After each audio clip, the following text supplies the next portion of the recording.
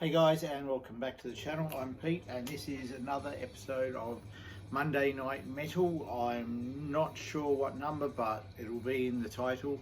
So it's an MNM007 something, maybe 7, I'm not sure. But I've got a bit of pulverized cranial matter from PRD last night live. So first off, we're going to start with that. A hometown gig. Very rare indeed, so that's why I wanted to get on tonight and have a bit of a talk about that amongst other things. So last night I was blessed with the opportunity to see metal in my hometown of Devonport. It doesn't happen very often, so needs to be gotten out and seen when it does. These guys, Pulverized Cranial Matter, they're based out of Burnie. They were the opening band, played about 30 minutes. Brought the dad slams as they do, as well as the sense of humour. This is a track called Turbo Chook.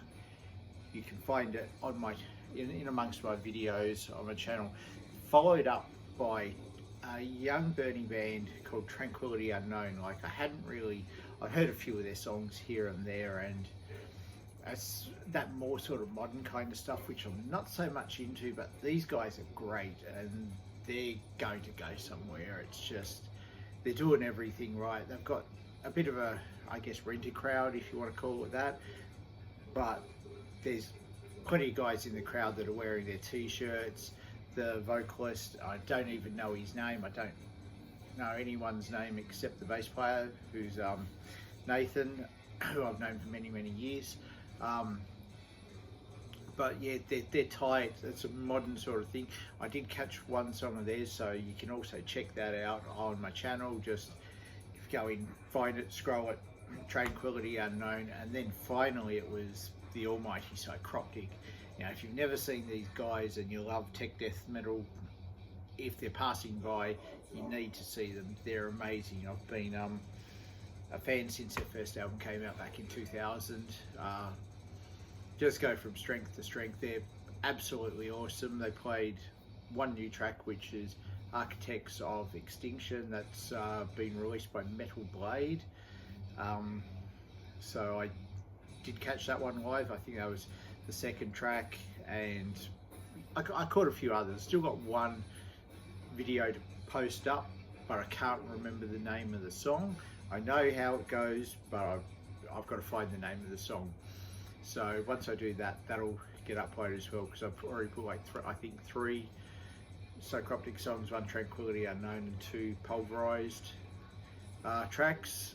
So there's one Psychroptic to go, and then there's that, which also, while we're still on the thing of Psychroptic, I picked up this, I guess it's an iron-on badge. It's got something that makes it feel like it's an iron, but I will get it sewn onto a battle jacket. I've finally taken the plunge, and I've been looking out for them in op shops and stuff to find a cheap one just to cut the sleeves off and do everything. But I was in Melbourne all last week. I went to the Levi's store over there. I thought, bugger it.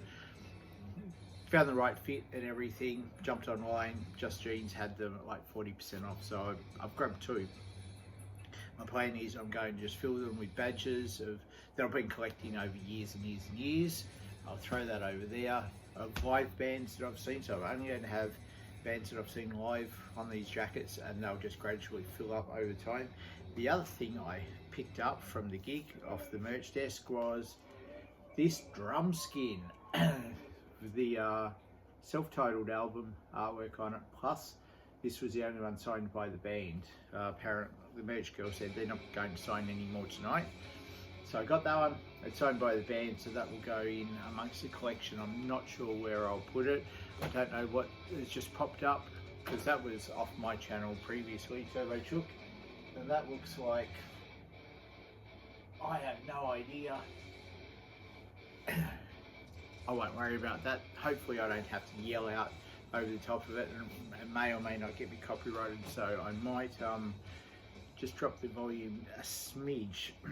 And going on to, I wanted to segue, like there's been a bit of talk about people filming gigs. I like to do it, and I do it in a way that I can usually still be engaged with the show that's going on around me. When I saw Iron Maiden, I just had my phone here at chest level and I was filming while I'm viewing the band.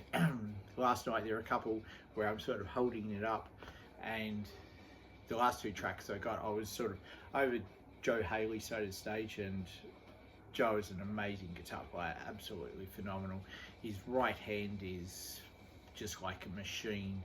And so I was over his side of the stage. I had a clear view of him, and there was a wall. The venue PRD here in Devonport is kind of a pokey sort of thing, and there's a wall. So I've just leaned up against the wall, rested my hand there with my phone to film, and then I'm just watching Joe, much like I'm looking straight at my iPhone here now. So I know there's been a bit of backlash. I've seen when I saw In Flames last year, Anders called out someone in the crowd that was like, just put your phone down and enjoy the show and stuff. And Iron Maiden have called for people to put their phones away on this most recent tour. I mean, I do it because my hearing's kind of messed up, and it comes through clearer usually on the phone, so I can enjoy the energy and the sound and the vibration of it as it's happening live.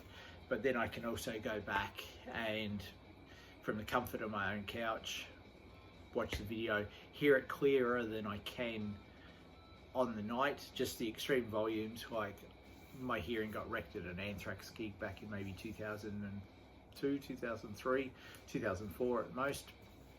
I mean, there was Killswitch Engage and soil work there as well, and it just never recovered fully from that. So my hearing's kind of messed up, so the phone works well in that favour. But that's just what I want to say like that. And if you can do it and thing, like if you're sitting there and you're staring at your phone the whole time, I can kind of see why people could get kind of narky and shitty about it, especially if you were the band.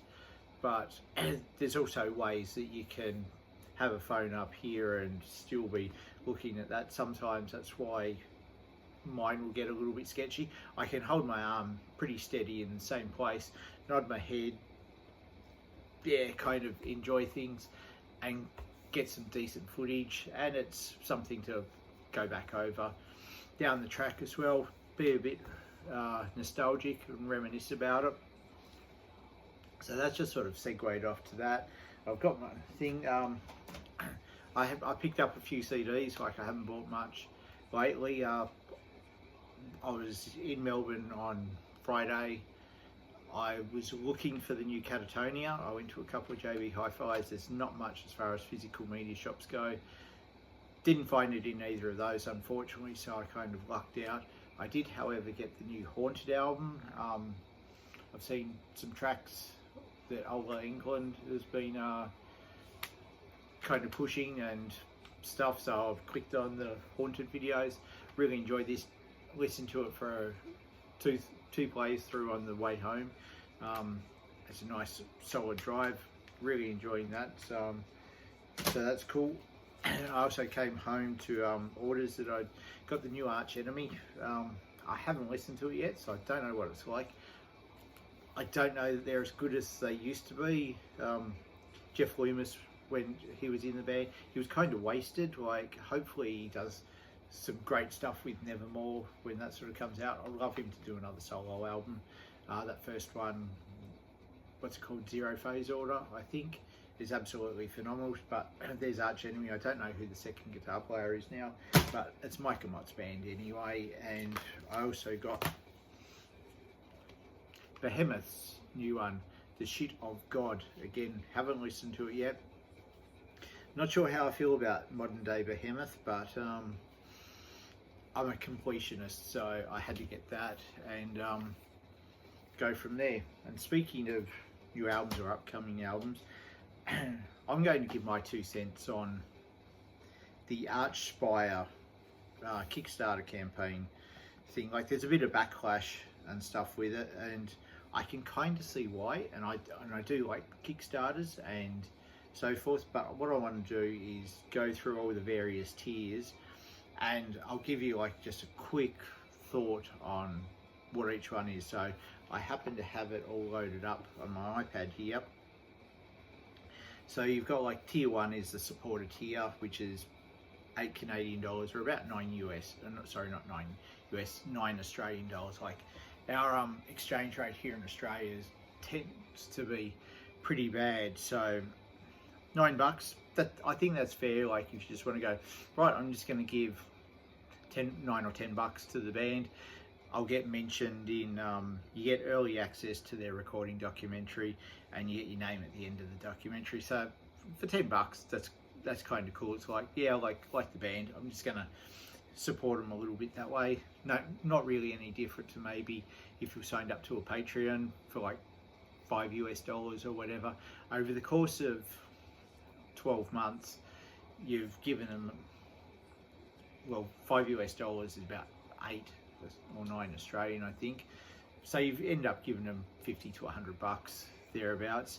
Tier 2 is a digital edition. So this comes in at Canadian $28 or about $32 Australian. So you get the digital download of the new album, early access to the, like, I'll really just say what's additional to the previous tier.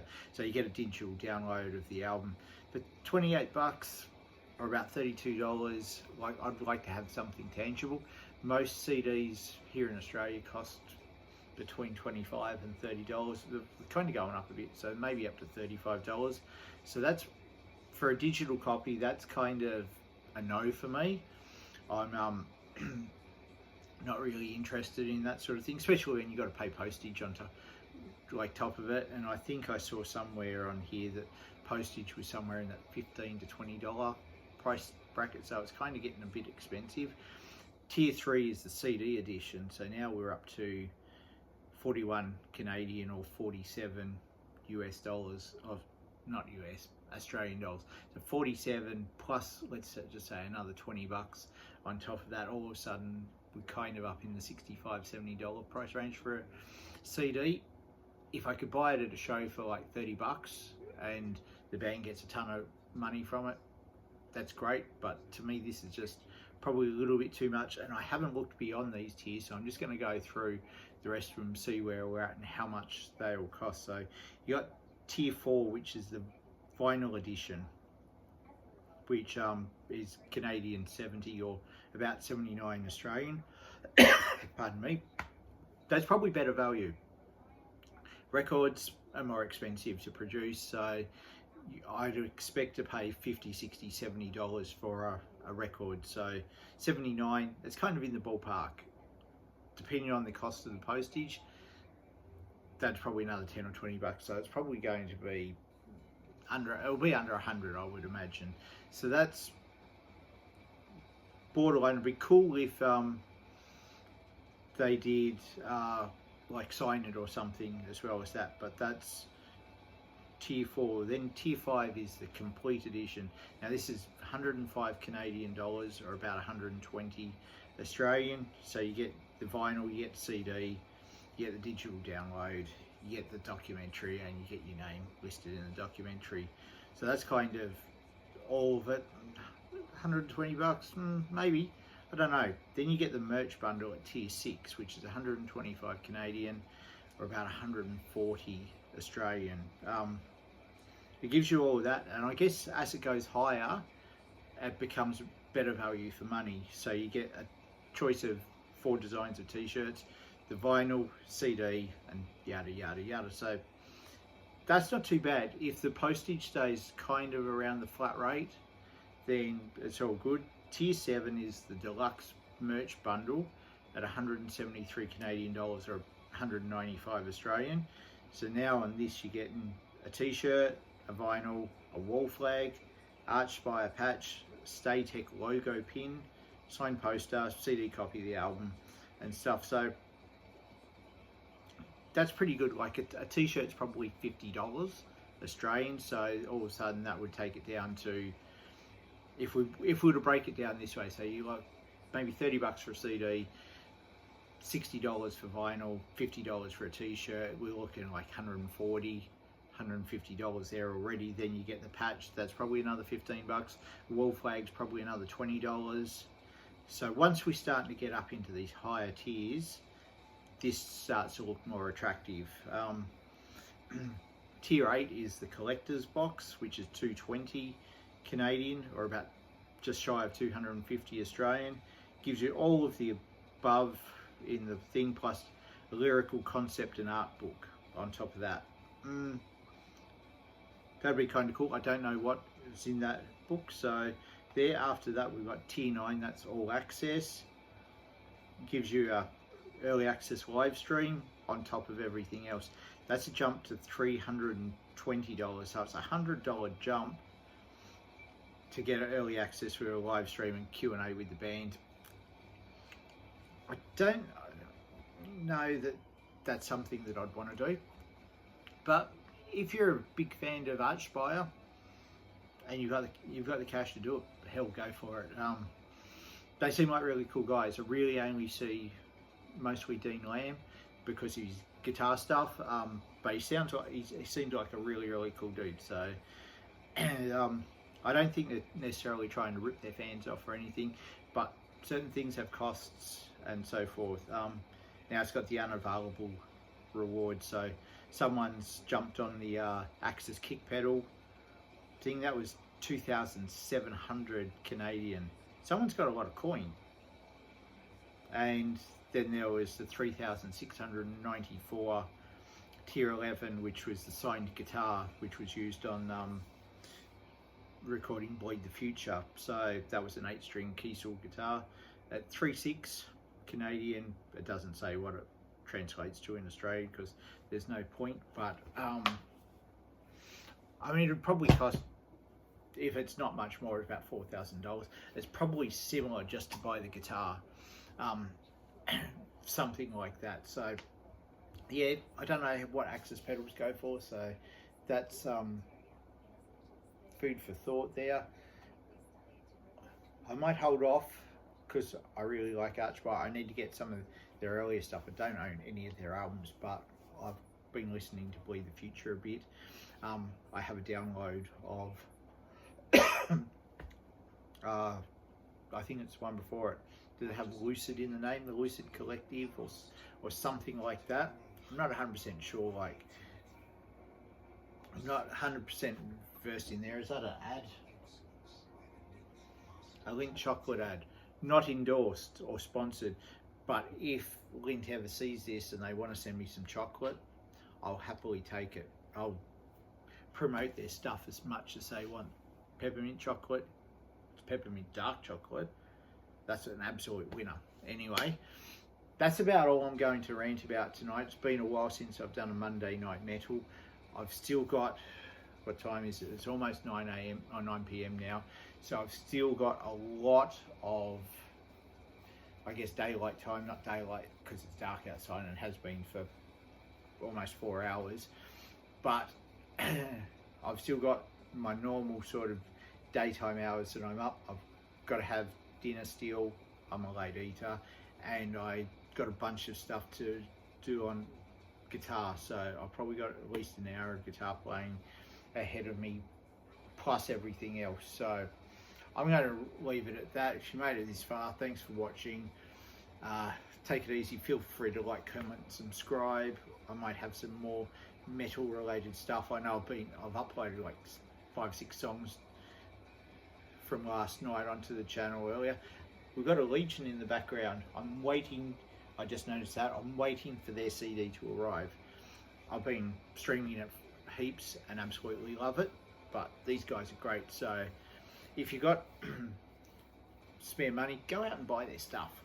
Support the bands. Yeah, I mean, even watching YouTube, if they can make some money out of that, as small as it may be, do that. But anyway, until next time, I am over out.